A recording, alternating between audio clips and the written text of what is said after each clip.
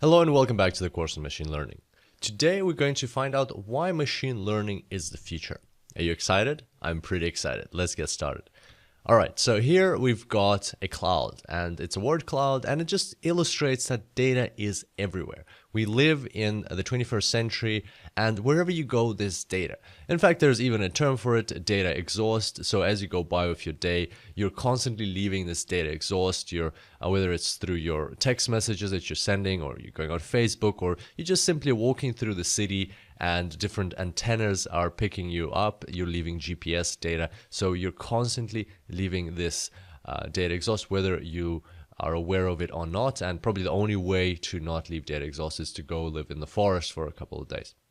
So that's the reality we live in, and this data is just growing exponentially. It's accumulating all the time, and let's see how this has been happening throughout the history of the human race. So here we go. Since the dawn of time, up until 2005, humans had created 130 exabytes of data. So you're probably sitting there thinking, Kirill, that sounds really cool, but it is very hard to imagine what the heck an exabyte is, and means nothing to me. Okay, fair enough. So let's go and drill into this to understand what this actually represents.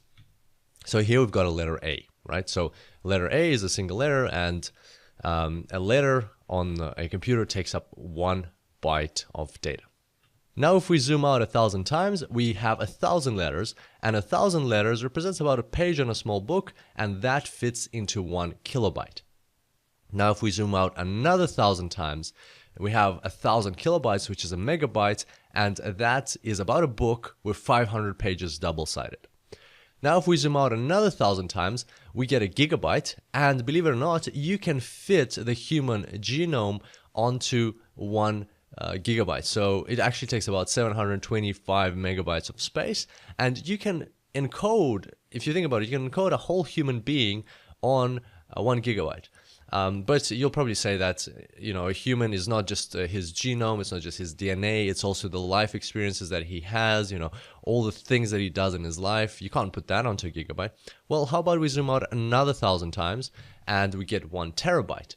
And now if you take an HD camera and you walk around a person for his whole life, so for about 80 years, every minute, every second of their life, and you film everything they do, and you put all of that in HD video, that will fit into 1 terabyte. So that's already getting impressive, right? Now let's zoom out another 1,000 times, and this is one of my favorite representations. So here we've got the Amazon rainforest. It has about 1.4 billion acres of trees. Every acre has about 500 trees in it, so that makes it about 700 billion trees in the Amazon rainforest. So if you take all of those trees and hypothetically, I'm not saying this should be done, but hypothetically, if you take all those trees and you were to chop them down, put them into paper, and fill every single page of that paper with letters, with text, then you will get about 1 to 2 petabytes of data. So that should give you an idea of how huge a petabyte is. Now if you zoom out another 1,000 times, that's where you get an exabyte. So an exabyte is 1,000 petabytes. So now this should be a bit more impressive that since the dawn of time up until 2005, humans have created 130 exabytes of data. And that includes everything. That includes all of the books written, all of the songs that were sang, all of the words that were spoken. Everything that humans have created was about 130 exabytes of data. Now, in 2010, that number was already 1,200 exabytes. So you can see that in the following 5 years, humans created so much more data. Then in the next 5 years, in 2015, this number became 7,900 exabytes.